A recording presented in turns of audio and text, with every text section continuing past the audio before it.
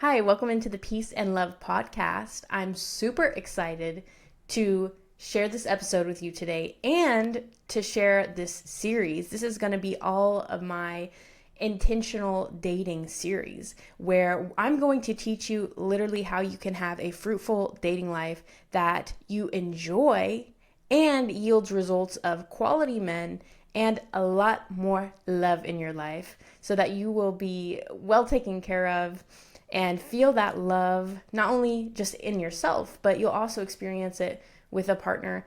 And I'll tell you, this extends in every area of your life. So this might be technically like about dating, but really it extends to your friendships. It extends to your relationship with your family. It extends to your relationship with yourself.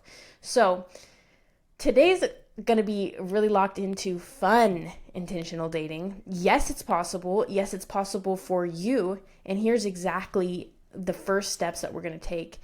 In my coaching program, my one-on-one 12-week limitless love program, I teach you all about love, and that's going to be really doing a deep dive into self-love, platonic love, and romantic love so that you have the tools to create this dating life for yourself.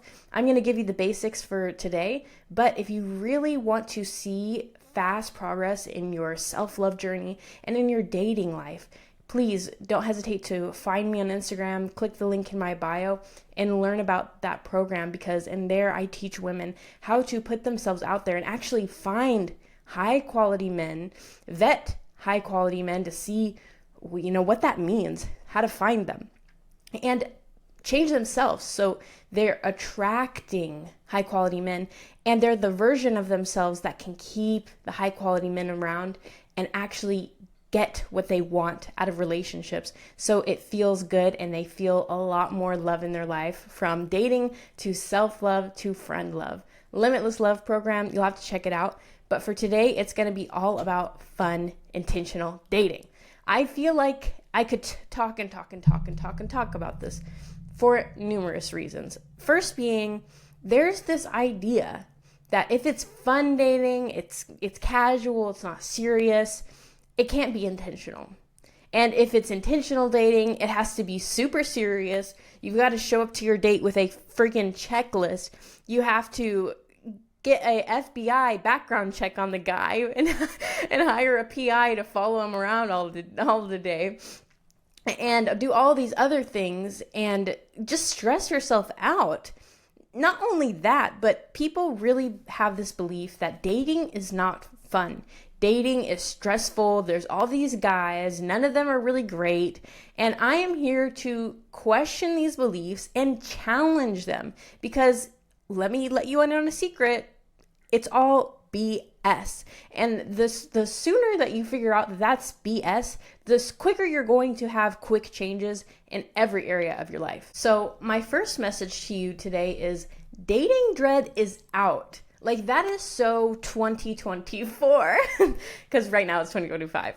But if you're seeing this in the future, whatever year was last year, this is out. And I really want to just hammer this in, because I've had girlfriends that, their boyfriend breaks up with them and they're all dreading the dating, like, ugh, this is gonna suck. I'm gonna have to go into the talking phase. Ugh, the talking phase. Is there anything worse in the world than having to speak to another human? Like, this is just horrible, going out with people and having experiences that are new. And if that's literally your attitude, if you are dreading getting to know another person, there's something that's super unaligned. And it might be so normalized that you've never stopped to think like, you see those posts. If I have to ask another person what their favorite color is, I'm going to lose my mind. And we'll get into why that's probably not the greatest question. But seriously, if you are not available to get to know somebody for who they are because you're curious and you want to experience being with a person and connecting with a person, this is not the episode for you. I'm not the coach for you, because if you are not available, if you are not excited to connect with somebody, you shouldn't even be dating. At that point, you are using that person to fill a void in your life. You're not connecting with them simply for the sake of enjoying that person's presence, experiencing their unique energy. You're using them as a boyfriend. You're using them as a distraction, as entertainment. So if you're trying to rush to like this end result of, I need the boyfriend, I'm not the coach for you, because I'm going to discourage that even. I'm like, we need to do some proper vetting before you're just like, okay, now he's my man. Okay, now we're together. So what I'm getting at is dating dread, dating stress. That's so last year. It's so passé. This new version of yourself is going to have a completely different attitude towards dating so that you can actually show up and create the dating life that you love. Because if you are coming at it from, oh, this is so dreadful, this is the worst thing in the world, what do you think that's going to attract? Seriously. And that's almost dangerous to have that attitude, because you're just not going to attract quality men like that, because they're going to smell, they're going to sense something is not right here. I don't want to be around this person. They are going to drain me the fuck out. And you're going to start getting these experiences with like weird guys, and it's just not going to be fun. And you're going to take that as proof that, oh, it's true. Dating is dreadful. These men are really terrible. When in actuality, because you came in with that dreadful attitude, you created this dreadful scenario. So if you are having dating dread, let me tell you how to shift that energy. And if you are not available to overcome your dating dread, put it on pause, babe. Seriously, I would say go within. If there is something so terrible about asking somebody questions, putting yourself out there, meeting new people, you need to do some internal work. And also that is helpful in my Limitless Love program. If you are wanting to do more of that internal self-love work, that's also an option. You know, it goes hand in hand though. And if you are dating in an amazing way, your dating life is going to feed into your personal love life. And I'll probably have a whole episode on why that's the case. But a great dating life elevates you as a woman. And the men that you're around elevate you as a woman. So it all ties back to you being a better woman. This isn't about how great X guy is or another great experience out on the town.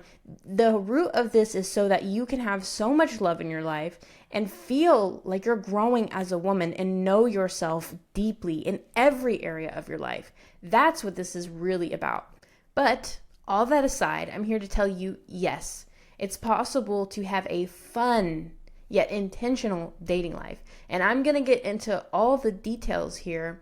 I really want you to know that you, as a woman of purpose, you probably are already pretty clear on what you want, what you do not want, and what you like. But I encourage you to come with me here, because when you have this long list of must-haves, this checklist, plus kind of this attitude of dread, it's not going to create a space of love and connection. And so today we're going to use that purposeful energy that you have and just kind of redirect it in a way so that you're able to connect with someone at a human on human level and start receiving that love, because you're actually getting to know people beyond just the surface level. When you can do this, it is a lot of fun. The men you start to attract are incredible. They not only have this huge purpose and have a lot of things inside to share with you, like gold, just like from their attitude, their mindset, their takes, to the advice they give you. Maybe if they're great in business or something like that, they help you. They want to help you in every single way. They want to elevate you in every area of your life. And they want to put a smile on your face. And they also are super respectful. They honor you. They see you as sacred. And when you come into your embodiment and feeling love within yourself and aligning to these men, it will be a completely like breathtaking experience for you. So when you just shift that energy slightly, it can create a lot of change quickly. In order to create a dating life that feels relaxing and fun, you've got to be clear on your desires. Now hold on for a second. Didn't I just say, like, throw the checklist out the window? Yes and no. So obviously we have these hallmarks of success long term. Maybe that looks like marriage. Maybe that looks like something a little bit deeper. I like what Tora says. Tora Sense, a dating coach, she says a legacy partner. And it doesn't matter, like, maybe it's just a boyfriend. Maybe it's just someone who you can enjoy. I don't know. That's up to you. But these long-term goals, they're great. They're awesome. The problem is when you show up to a date with this goal and you're like kind of checking, does he fit the boxes? Could he really be my husband? Not only does it distract you from the man that you're sitting with, but it makes you a lot more likely to have poor judgment. And you're like, okay, well, I have this list. How is that going to make me have poor judgment? Well, if you're looking at through the lens of this list, you're like, okay, maybe he does have that quality of being a good father. Okay, maybe he does have this quality of this, that, and the third. You're kind of wanting it to be that way in a way, and you're looking only through this one perspective of your list instead of showing up without an agenda and just being patient and present with the man that you're with and just seeing what he has to show you. Looking at everything versus looking at this one perspective of a list. And so when you get this list, not only can it just ruin the vibe of a date, because listen, I cannot tell you how many men have told me, wow, your conversation, it's just so amazing. And I'm sure I'll get into this a little bit later, but when you show up with the checklist, it feels like an interview.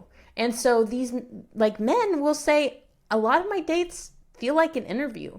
It feels stiff. It feels uncomfortable for them. And they feel that. So if you can just show up agendaless and enjoy the person you're with, that can be helpful to everyone involved. Now, getting clear on desires is a different thing. So you have a long-term idea of what you want, and I encourage that, like 100%.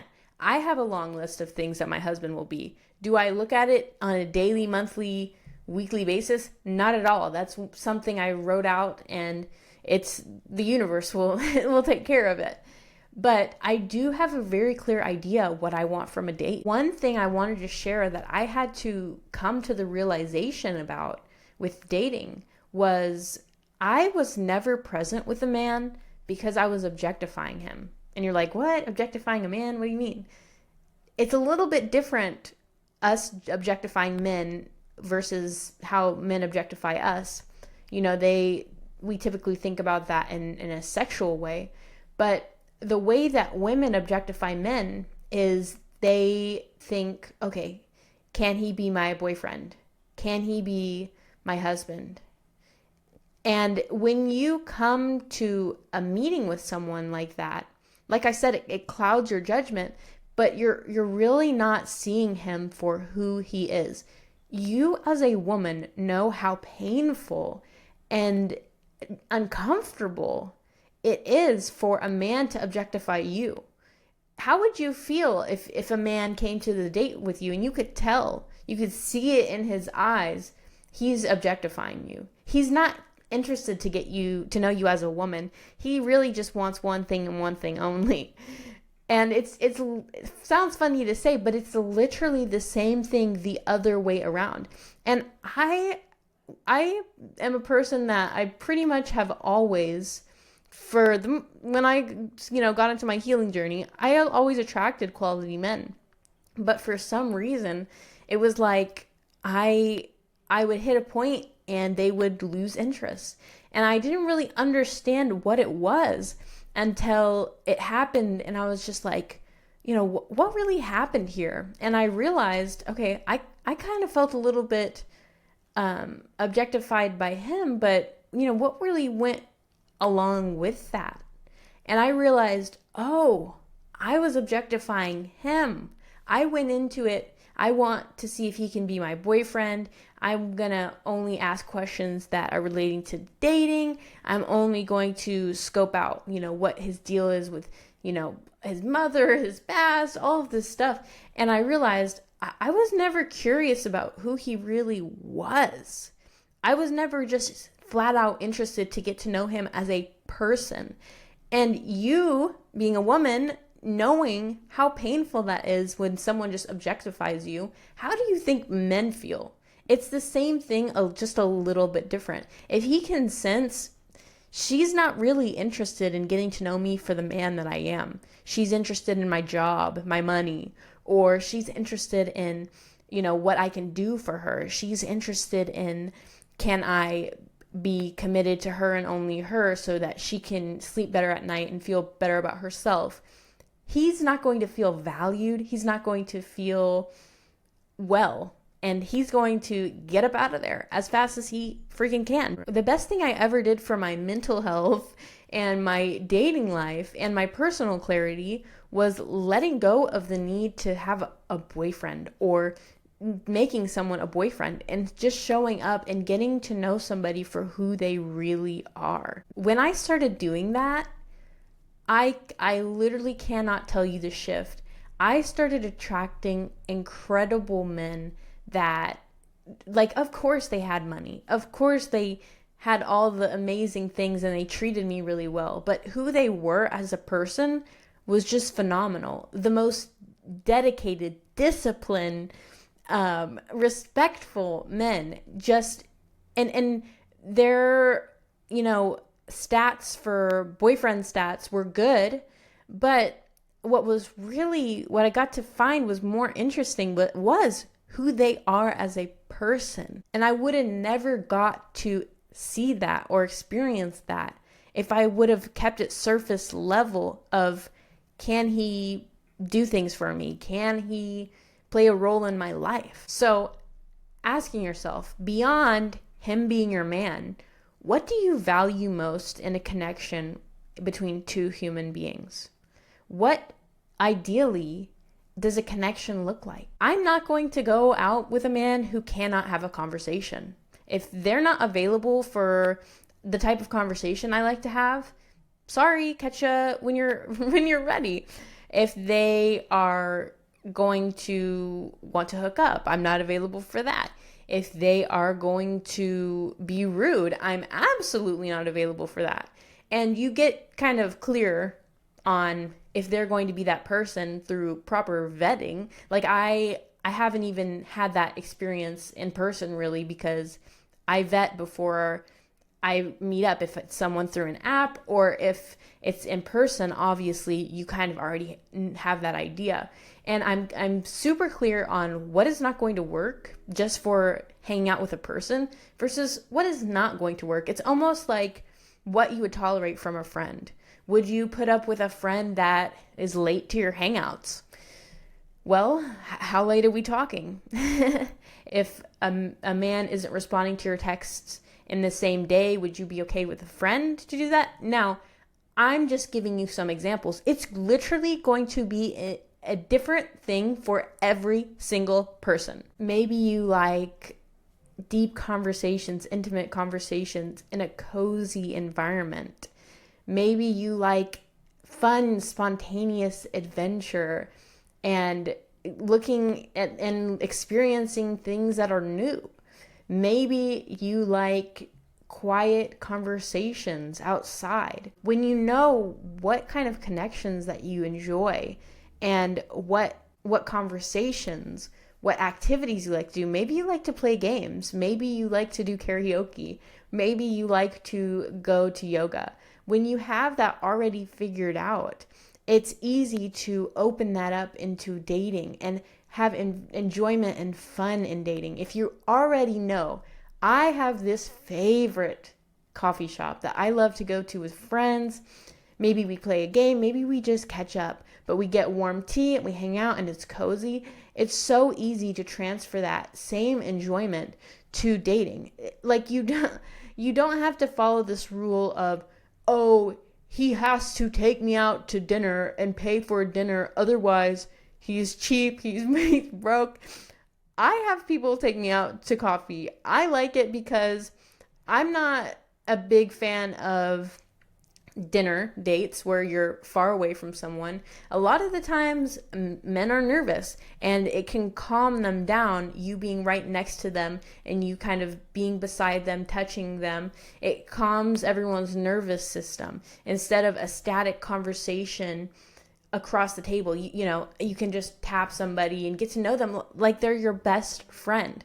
That creates a lot more enjoyment than a rigid rule list. Girl, instead of following a list of rules another woman made for what is feminine, create your own. Having a fun, intentional dating life is all about following what feels good to you. Following that list that Shara 7 Sprinkle Lady made because it worked for her is actually putting yourself in your masculine. If you're logically following this list of to-dos, he must, he will, he does, you're not feeling, okay, what feels really good today? Maybe your rules change. Like I used to be like, no, 100% no kissing on the first date. But maybe you meet a guy and you want to do that. Maybe for some people you don't want to text them during the day. Maybe some people you do. And that's not changing your boundaries or changing your capacity. We'll get into that later. But allowing yourself to feel into your body and feel what feels good to you. Another thing with these high quality men is they can feel whether you're in your head or whether you're in your body. And another reason I had trouble with high quality men is because I would start getting into my head, into my thinkingness, and they could sense that, and it would cause their nervous system to tense up. If you want to be deeply within your feminine, you need to have a deep comfort within your body. You need to feel calm and relaxed within who you are as a person and be next to that man. If he's a high quality man, more than likely, he spends all day thinking. Most men spend all day thinking. They are always up here. They are always on go, especially if he has a high-powered job or maybe he's a little stressed out at his job. You are his paradise. Like, he doesn't want to be up here. It feels so good that you, in your feminine energy, you're in your body, you come into his space and you are deeply embodied. And that energy rubs off on him and he can finally feel, he can finally relax. But if you are so tense and up in your head, everyone's going to be stressed out. And it's like a second job for a man. He doesn't want to hang out with someone who is so tense and up in his head because he spends all day in his head. He wants to relax. And the more that you are relaxed, the more you, like, girl, I need to make you promise that you are not going to misuse these things. Like, you have to say, I solemnly swear, like, raise your right hand right now and say, I solemnly swear that I will not use this for evil. Because when you know these things, I promise you, like, men will literally melt around you. They will want to be with you because you are so embodied in your energy that it just feels good to be around you. So, like I said, solemnly swear that you will not use this for evil because you have to be very intentional with, your own code if you are able to tap that deeply into things. You see what I'm saying? So, fair warning there. And yeah, so if you're going on a date that feels really rigid, it doesn't feel like something that you're interested in, suggest something else. That's another thing. I do not go on dates that are not exciting. And if someone plans a date that it's not exciting, usually that happens because that person and I aren't aligned. But It is not masculine if you want to plan a date. What's masculine is saying, I can never plan a date because I have to be in my feminine. And if I make a plan, that takes me out of my, like, that is just BS.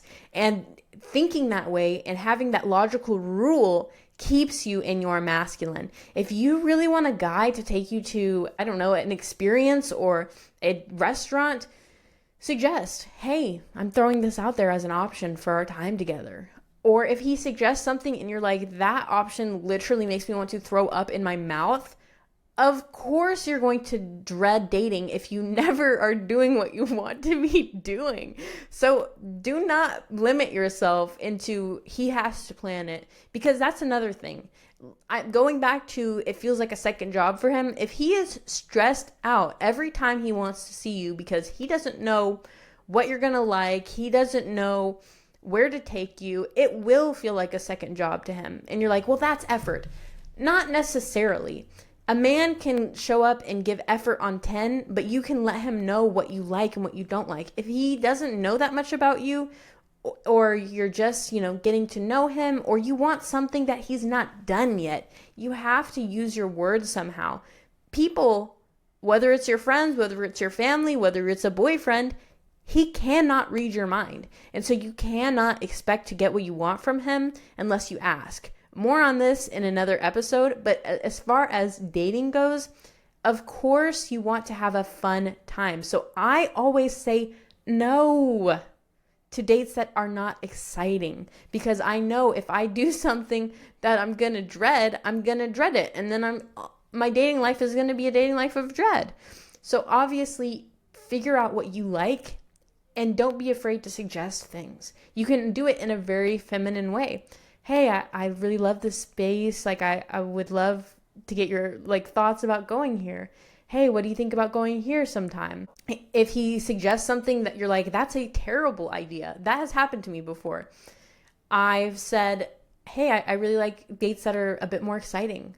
How about what we do X? And people respond well to that. Other times, guys have suggested some things that just feel way out of alignment for me. And I already felt on the fence about them, and I'm like, our connection ends here.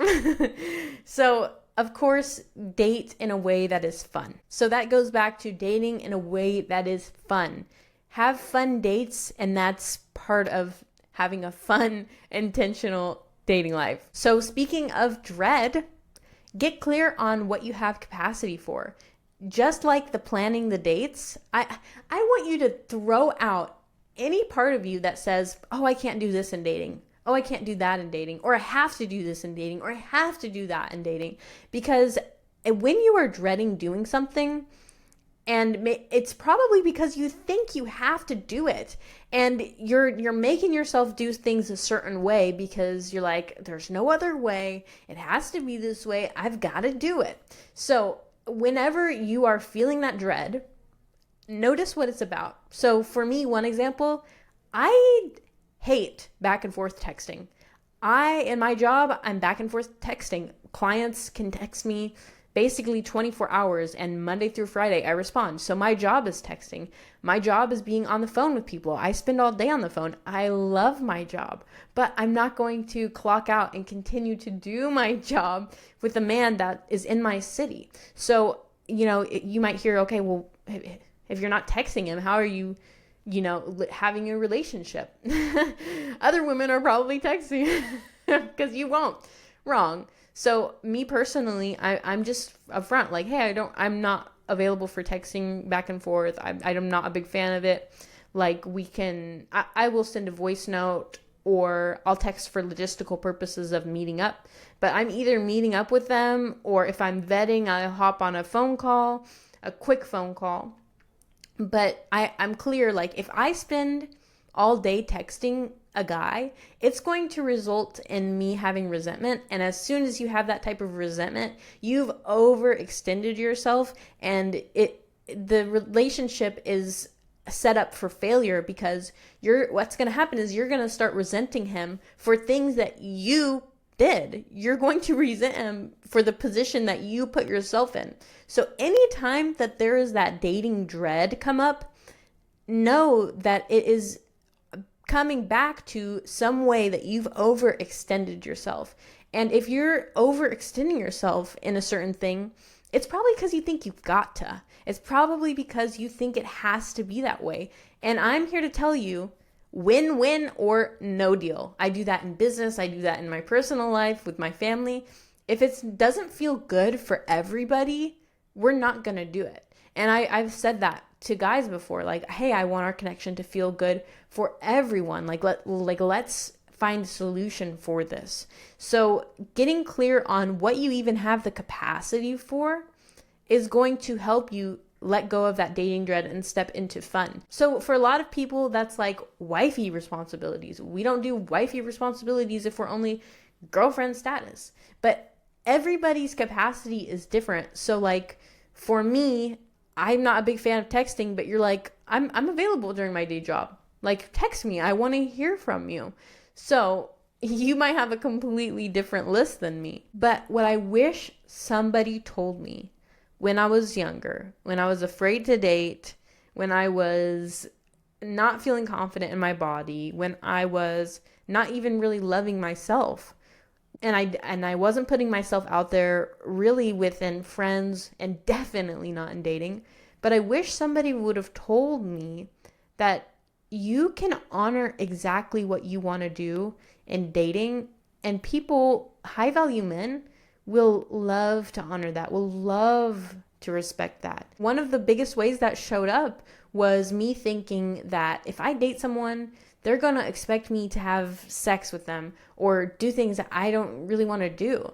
And that is a complete lie. Like, high quality men want to honor you. They want to respect you in every way possible. So if you have a boundary around something that you feel like no one's ever going to put up with that, I promise you, these people are so kind, so respectful, that it's not going to be a problem, especially if you express it with compassion and love. Another thing I thought would have been a huge problem was eating.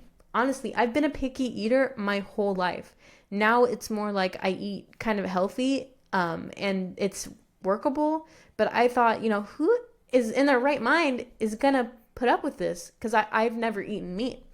And, most men eat meat. How am I ever going to find someone to love me if I don't eat meat? And I'm serious. Like, that was a thought in my mind. But the guys who you'll meet who are really high quality, and you're vetting them and you are spending time with them, getting to know them, they want to do literally anything in their power to make you more comfortable, to put a smile on your face, to make your life easier. That it's like, of course somebody will love me for those things. Of course they understand that I'm not just going to sleep with them the first day I meet them. They wouldn't want me to do that either. Of course they know I'm not going to eat just anything. They don't eat just anything either. They don't just sleep with people in the first meetup either. They also have similar lifestyles to me. It can feel scary when you feel like your quirks make you weird, but I'm telling you, your quirks and being open about it, maybe you even put it out there as like a joke or a pro. Oh, I'm a vegetable monster. I only eat veggies. I only eat fruit. But the people who you will attract when you just start being open about really your quirks, who you really are not going to have a problem with it. They're going to love you just for who you are. And they're probably going to be aligned with that. So like the people you attract when you're just being your honest self, they're going to be on the same page as you. But more importantly, when you are feeling that alignment into who you truly are, you're feeling authentic. It puts you in the frequency of authenticity, and that attracts its own reality.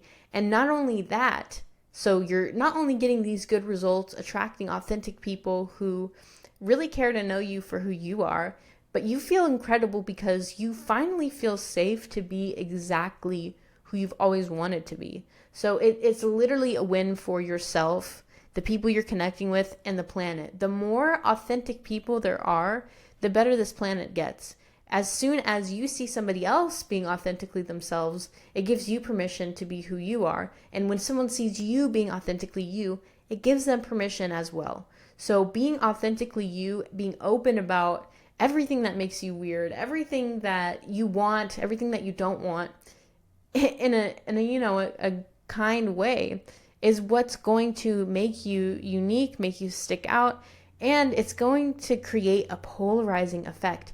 Of course, you're going to meet some people that are like, oh, hell no. Like, oh, she doesn't want to sleep on the first day I meet with her. Hell no.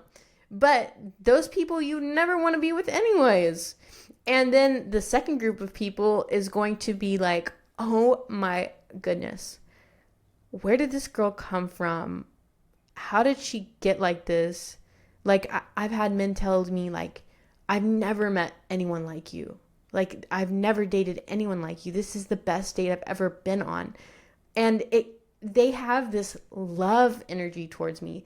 They aren't just like, this girl is okay. They're like, wow, I love spending time with her. I want to be with her. So when you are authentically you have a polarizing effect. Some people say, I would never want to touch you with a 10-foot pole. But another group of people says, I love you. I couldn't get enough of you. And when you're being inauthentic, the thing that happens is, yeah, you probably please everybody, but everyone feels lukewarm towards you. They're like, yeah, she's a cool girl, but I just didn't really feel the chemistry. Yeah, she's a cool girl, but I just, I didn't see a future with her. She's all right. We just didn't connect. If those things sound similar, that attitude sounds similar, it's because you weren't stepping into your authentic self around a man. Maybe it was because you were scared. Like, what would he think of me if he knows I read a lot about aliens and I believe in mermaids and all these weird things? He might think I'm a total freak. Yeah. But again, when you're open about these things, you're at least putting yourself in alignment with who you really are.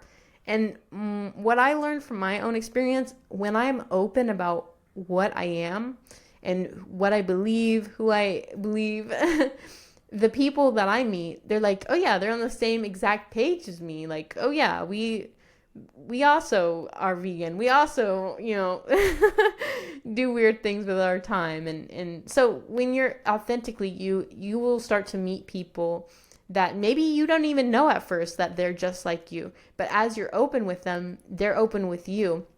And that's another thing. The more that you are open with somebody and vulnerable, the more it gives them permission to be open and vulnerable. So before you get someone who's emotionally available, you have to be that yourself. I learned that for myself too. Like, just by being 100% within my body and doing what feels right, saying what feels right, instead of holding back because, oh, it's too early in a timeline, rules to do this, to say that. I just started saying what really felt good to say. And what I noticed was the men I was with would really open up to me in a way that I hadn't experienced before, just because I was saying what was really on my heart. So in order for you to create deep connections and, get to know people, you have to be vulnerable.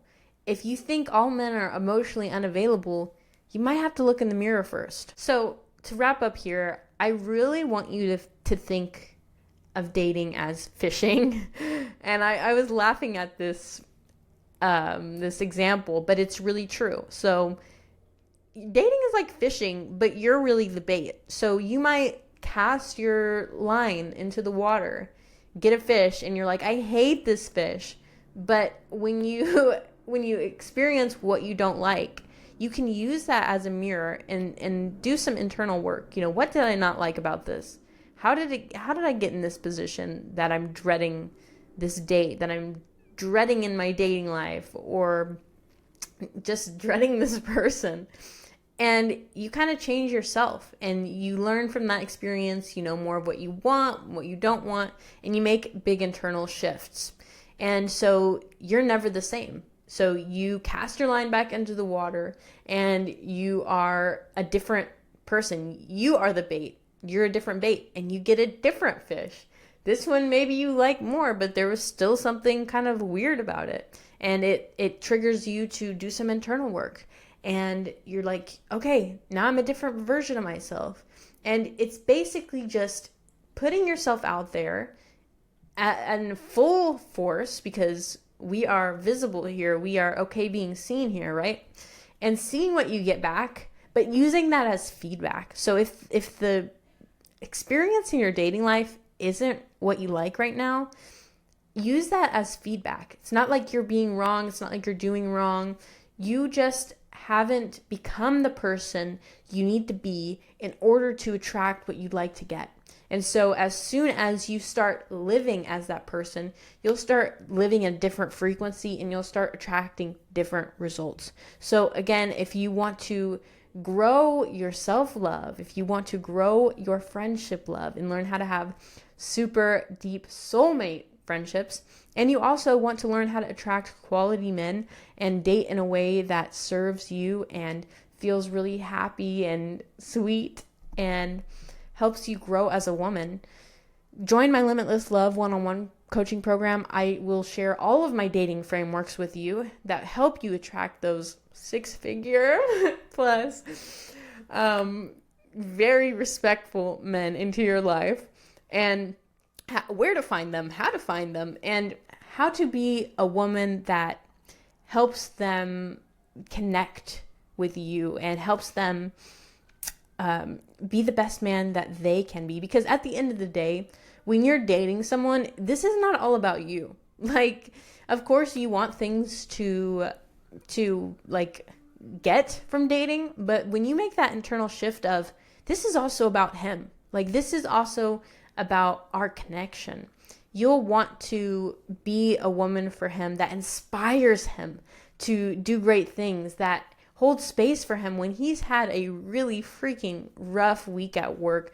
And when you are that woman, a man like that is never going to let you go. And he's going to go to the ends of the earth to create more, to invent more for you, to be more for you.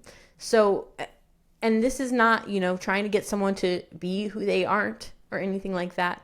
But if you show up like this, and you consider all parties involved, and you love all parties involved, including yourself, you're not going to only attract high quality men, but they're going to want to stick around and love you for a long, long time. So with that being said, you can find that link in my bio. All my socials are at Siva Soul. And I thank you so much for tuning in today. Keep tuning in and follow the podcast if you want to catch the rest of my dating series. But also, I'm going to be talking about friendship and self-love on here now. So I really encourage you to tune in and check that out. And I love you so much. Peace and love at ya. Mwah. Bye, Queen.